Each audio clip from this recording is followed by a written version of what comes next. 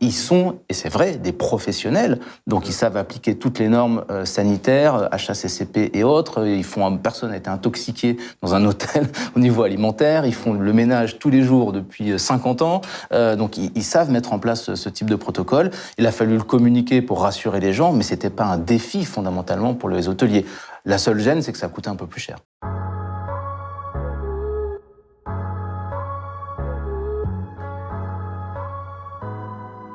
Vangelis, très simple comme question, vous n'aviez jamais vu ces chiffres auparavant? Alors, c'est totalement inédit. Il aurait peut-être fallu avoir des chiffres après les embargos pétroliers dans les années 70 pour voir si on avait quelque chose d'éventuellement comparable, mais le secteur n'était pas non plus comparable à cette époque-là, donc c'est totalement inédit. On n'a jamais connu cette situation. Situation inédite, constat aussi un peu inédit, parce qu'en réalité, derrière ce chiffre de plus de 60% de perte de chiffre d'affaires des hôteliers, vous avez une situation qui est très contrastée. C'est pas la même chose dans le milieu rural, sur le littoral, dans les grandes métropoles. On a quand même un prisme qui est un petit peu différent en fonction du type d'hôtellerie qui est impacté par ça. Si on prend Paris, par exemple, on est à plus de 70% de perte de chiffre d'affaires. C'est de loin le grand perdant, malheureusement, de cette période Covid, quoi. On va revenir justement sur ces contrastes dans la situation. Il y a quand même un peu de positif dans cette situation, s'il faut le trouver, Vangelis. C'est qu'ailleurs en Europe, c'est pire. Finalement, la France s'en sort pas trop mal. Oui, alors quand je m'observe, je m'inquiète. Quand je me compare, je me rassure. Si étant vu les niveaux, je crois qu'il n'y a pas matière à se rassurer nulle part en Europe. Ce qui est intéressant, c'est de voir que la France offre des éléments de résilience supplémentaires par rapport à ses voisins européens. L'Europe, ça reste l'un des plus gros marchés au niveau touristique. La France porte un leadership en termes de visiteurs. On va pas débattre sur le calcul des chiffres. Enfin, on est quand même dans les premières positions. Et ce qui a fait la différence par rapport à nos voisins, c'est qu'on cumule différents types de tourisme. On a le tourisme d'affaires, on avait aussi le MICE, bon là il est complètement à l'arrêt évidemment, mais on a aussi notre clientèle domestique qui est un vrai relais et qui a servi d'amortisseur sur cette année. Alors on va voir, vous parliez des contrastes, Vangelis, on va voir s'afficher à l'écran ce premier contraste, vous en parliez déjà, c'est celui entre Paris et la province. Paris a beaucoup plus souffert, évidemment, que les hôtels en province. Vous le disiez, on est à moins 77,8% de RevPAR à Paris, moins 51,1% en province. Et très clairement, il reste encore beaucoup d'hôtels fermés à Paris. Oui, alors Paris, c'est effectivement, malheureusement, la grande perdante de cette situation, parce qu'elle cumule un triptyque négatif. D'abord, c'est la porte d'entrée du tourisme international. C'est là où sont nos 2 aéroports internationaux qui irriguent l'essentiel des visiteurs sur le territoire français. Donc, pas de déplacement long courrier, pas de frontières ouvertes. Donc, forcément, Paris est impacté. Ensuite, c'est une ville qui est quand même pas mal portée avec Villepinte, avec le Bourget, avec le Salon de l'Agriculture. Donc, on a une vraie activité MICE et événementielle qui, elle aussi, a été complètement à l'arrêt sur l'année 2020 avec toute l'annulation des salons. Et le dernier point qui est un peu pas si anecdotique que ça dans le fond, c'est que c'est vrai que les Parisiens ou les Franciliens sont partis en France pendant cet été, mais l'inverse n'est pas vrai. C'est-à-dire que Paris n'a pas bénéficié du report des clientèles françaises. Les gens n'ont pas profité de se réaccaparer. La visite du Louvre, de la Tour Eiffel, c'était vide cet été. Bon, j'en ai profité pour y aller avec mes enfants. Et donc, on pouvait reprendre notre capitale. L'espace était peut-être le seul point positif qu'on avait de cette situation. Deuxième contraste, et on va le voir aussi s'afficher à l'écran, c'est celui entre les différentes gammes hôtelières. On a un marché très polarisé entre le super économique, qui a un taux d'occupation de près de 40%, c'est pas si mal, on va dire, dans cette période évidemment très troublée. Un RevPAR qui a baissé que de 43,5%, alors que à l'autre extrême, le haut de gamme évidemment est en souffrance avec un taux d'occupation de 22% approchant et puis un RevPAR en baisse de près de 74%.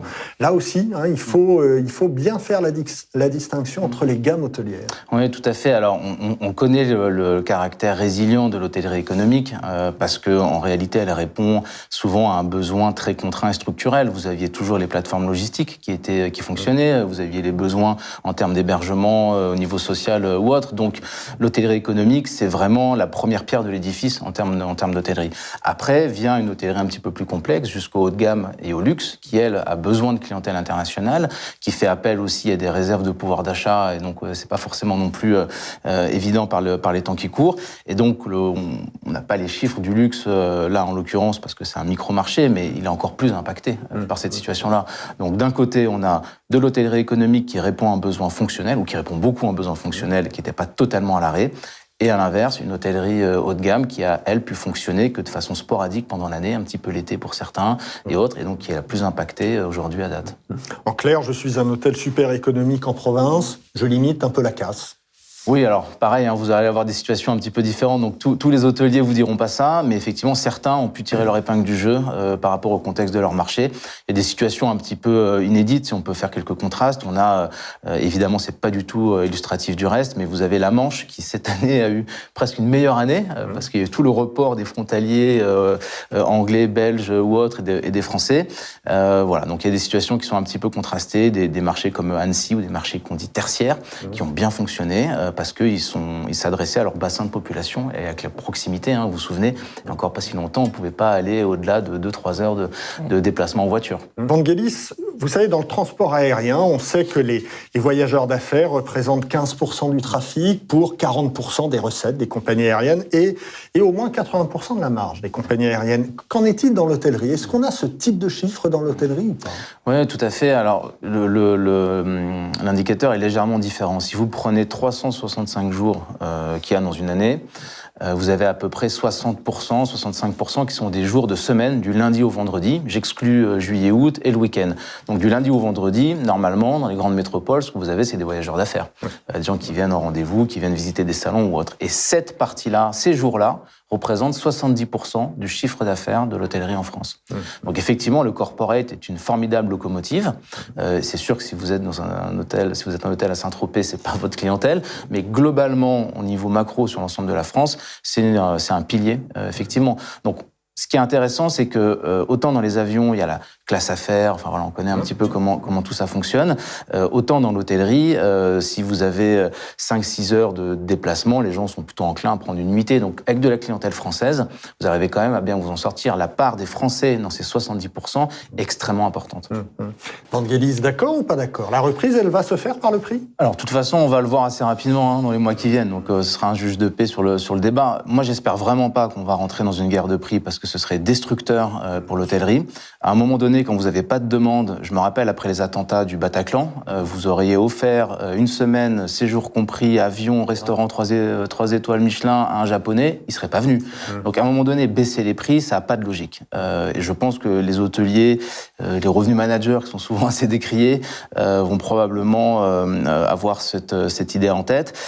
Le logiciel hôtelier des 30 dernières années, c'est-à-dire ce moment où on a industrialisé notre secteur, le RevPAR, qui est l'indicateur de performance, il a été porté par le prix moyen. Donc en réalité, on a fait de la croissance du chiffre d'affaires par le prix moyen, et derrière, les investissements ont été plus chers, etc., etc. On a créé de la valeur de cette façon-là.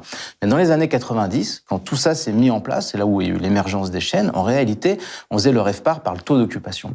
Et je trouve que ça pose un bon problème sur la table. C'est en gros quelle va être l'adéquation de mon produit et de ma proposition de valeur par rapport aux évolutions et aux éventuelles nouvelles attentes des clients.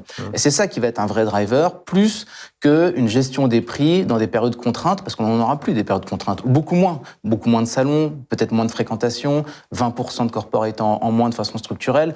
Donc si on regarde par le prisme du prix, je ne crois pas qu'on répondra de façon pérenne à la situation et au rebond nécessaire.